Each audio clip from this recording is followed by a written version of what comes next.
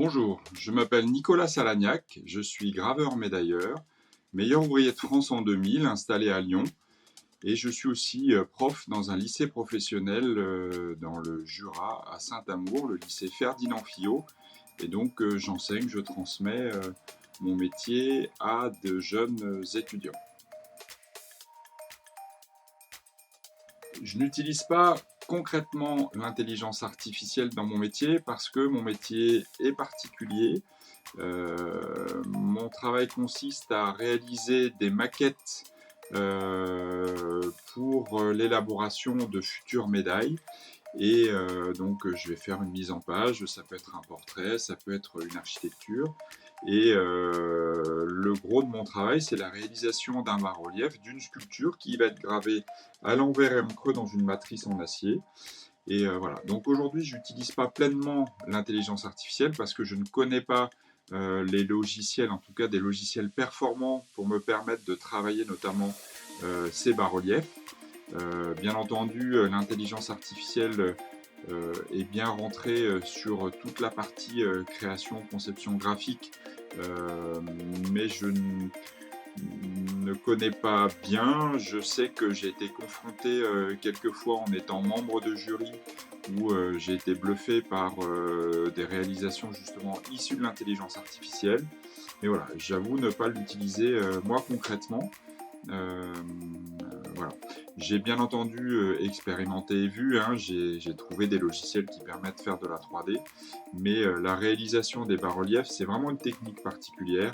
Donc, par exemple, c'est l'idée de prendre un AlphaJet, puisque j'ai travaillé pas mal pour la patrouille de France, et un AlphaJet, bah voilà, on peut avoir le plan, face, dessus, profil, etc. Mais l'élément généré peut être très très bien, très performant en tant que 3D complète. La difficulté du bas-relief, c'est qu'il ne s'agit pas juste d'écraser le Z dans l'idée de venir aplatir le motif, parce que quand j'ai par exemple un motif qui est de 3/4, donc aujourd'hui je n'ai pas trouvé les outils performants pour m'aider un petit peu plus sur ce chemin-là. Je travaille beaucoup avec des logiciels connexes qui permettent, voilà, le travail ancestral, c'était de la gravure en main. Aujourd'hui, moi, je suis assez ouvert à des nouvelles technologies et j'utilise plusieurs logiciels pour faire de la modélisation 3D, mais pour l'heure, pas pleinement de l'intelligence artificielle dans ce domaine-là. Donc voilà, comment je faisais avant. Mon travail de graveur-médailleur consiste à donc, élaborer d'abord une maquette pour définir qu'est-ce qu'on va réaliser.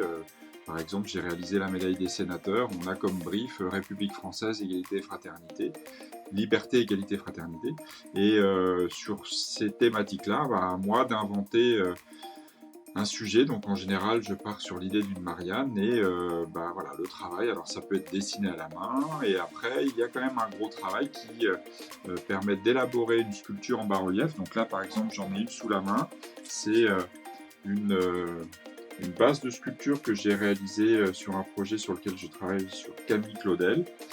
Et voilà. Et après, on va restituer cette sculpture qui est en grand format sur une matrice en acier. Donc là, vous pouvez voir au microscope ce que je suis en train de regarder.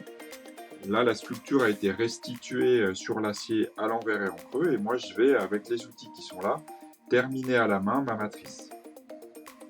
Donc là, aujourd'hui, pas d'intelligence artificielle particulièrement. On a aussi comme technique ancienne la taille directe, c'est-à-dire que vous avez votre bloc d'acier à l'envers et en creux. Avec les outils que j'ai là, donc comme des gouges pour les sculpteurs, je vais venir graver dans mon métal. Et là, il n'y a pas de, voilà, on n'a pas de cadre parce que le métal qu'on enlève, on ne le recolle pas. Alors, l'avantage que je pourrais trouver sur l'intelligence artificielle, encore faut-il que j'ai les logiciels qui correspondraient bien à mon travail et quelque part, si vous avez des conseils, je suis tout à fait preneur. Ce que je trouve intéressant sur aujourd'hui mon travail qui est à la fois un mélange de plusieurs techniques, à la fois du travail main et en même temps sur le travail qui touche aux nouvelles technologies, à la numérisation 3D, le fait d'avoir des fichiers qui me permettent d'intégrer du bas-relief. Ce qui est intéressant, c'est que c'est des éléments qui me permettent de pouvoir, par exemple, je suis amené des fois à avoir des médailles de diamètres différents et je vais avoir une base qui est relativement facile à travailler et le numérique, de ce point de vue-là, est assez intéressant. On peut faire des modèles et réutiliser des éléments. Sauf que voilà, ça nécessite quand même du temps pour pouvoir modéliser comme il faut, surtout avec ces techniques de bas-relief qui sont quand même un petit peu complexes. Mais voilà, donc moi je trouve que sur la partie qui se modernise dans mon métier et les ouvertures sur ces technologies-là, ça permet de pouvoir voilà, faire un travail préparatoire. J'ai moins de travail de moulage, de contre-moulage, puisque d'habitude, une sculpture était réalisée en plâtre, je faisais une contre-empreinte en résine. Là, aujourd'hui, j'ai plus ces résines, qui sont quand même des matières plastiques, et je vais modéliser ma 3D et l'usiner directement.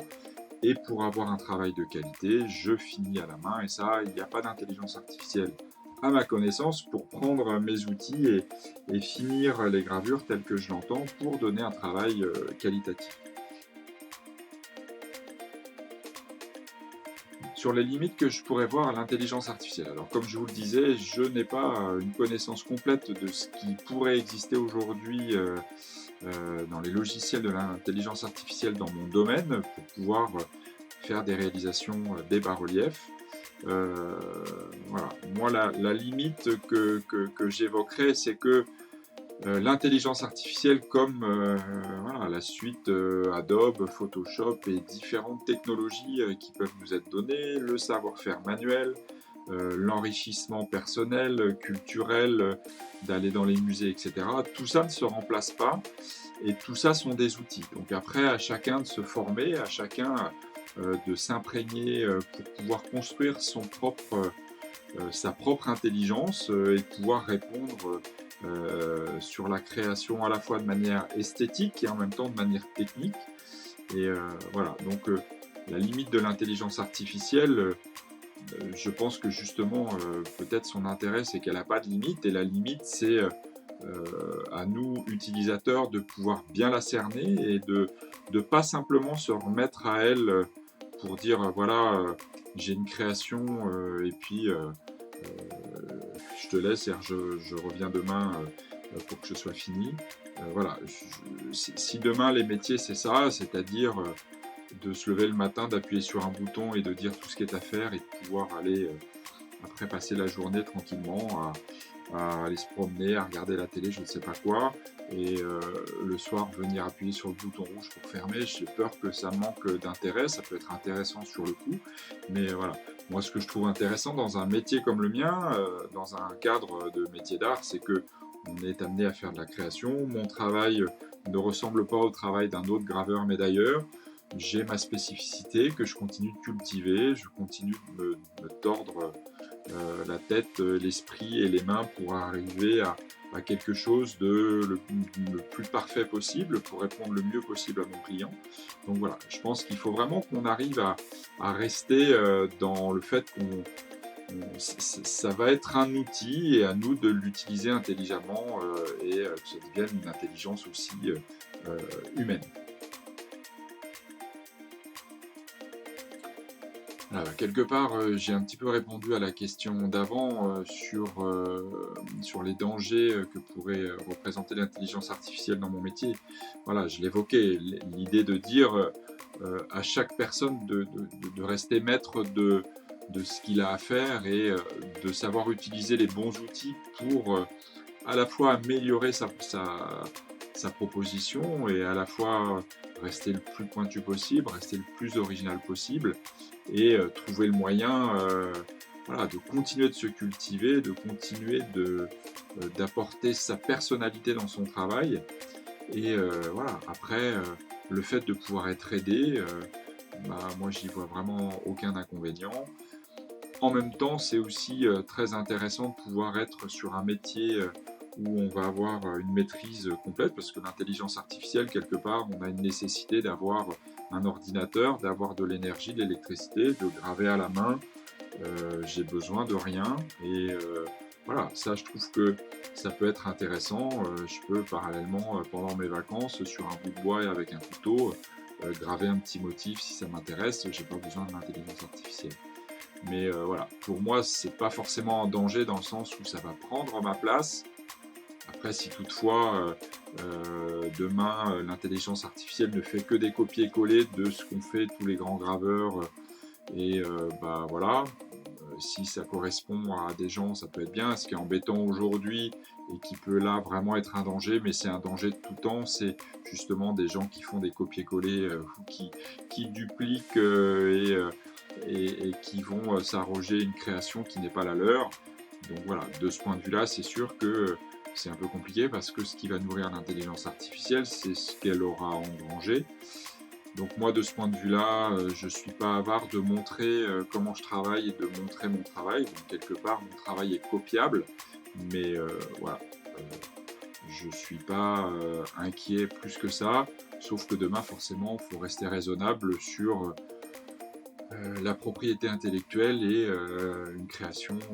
C'est important de garder ça pour chacun. Alors le petit message que je pourrais dire à mes confrères, dans je ne sais pas quel métier, parce que l'intelligence artificielle, j'imagine, peut réunir vraiment beaucoup de métiers différents.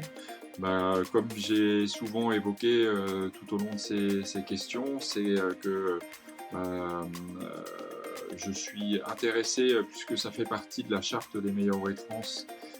On se doit d'être plutôt pas mauvais dans notre métier, donc voilà, là, de ce point de vue-là, je pense maîtriser plutôt pas mal mon métier de graveur médailleur, mais on se doit aussi d'être ouvert à l'innovation, donc moi on m'a demandé de faire pour le concours de meilleur ouvrier de France une gravure complètement à la main, et il y avait un sujet libre où les technologies étaient libres. Donc à l'époque, j'avais travaillé sur une sculpture et fait un palpage, et c'était un petit peu moderne en 2000, bon, c'est il y a 24 ans. Et je trouve que voilà, être ouvert aussi à l'innovation, c'est important, dans l'idée d'expérimenter et de voir, et j'ai envie d'être agréablement surpris. Et donc, si vous avez des conseils à me donner, des logiciels à travers lesquels je serais passé, je suis ouvert à découvrir des mondes. Après, ce qui est difficile dans ce domaine-là, c'est que je suis plutôt bien formé et performant dans mon métier. C'est toujours difficile de consacrer du temps à des technologies qu'on maîtrise moins, mais voilà, ouvert à faire voilà, des découvertes, et pouvoir voir dans quelle mesure des aides comme l'intelligence artificielle pourraient me faire évoluer dans mon travail. Donc, en tout cas, merci de votre écoute. J'espère, je ne suis pas directement quelqu'un d'investi à 300% sur l'intelligence artificielle. Je vous ai expliqué les raisons. Mais voilà, tout ça reste très intéressant, et on se doit d'être ancré sur des racines profondes et des belles convictions et une belle culture, tout en travaillant aujourd'hui, mais aussi tourné vers l'avenir. Bonne journée à vous et au plaisir.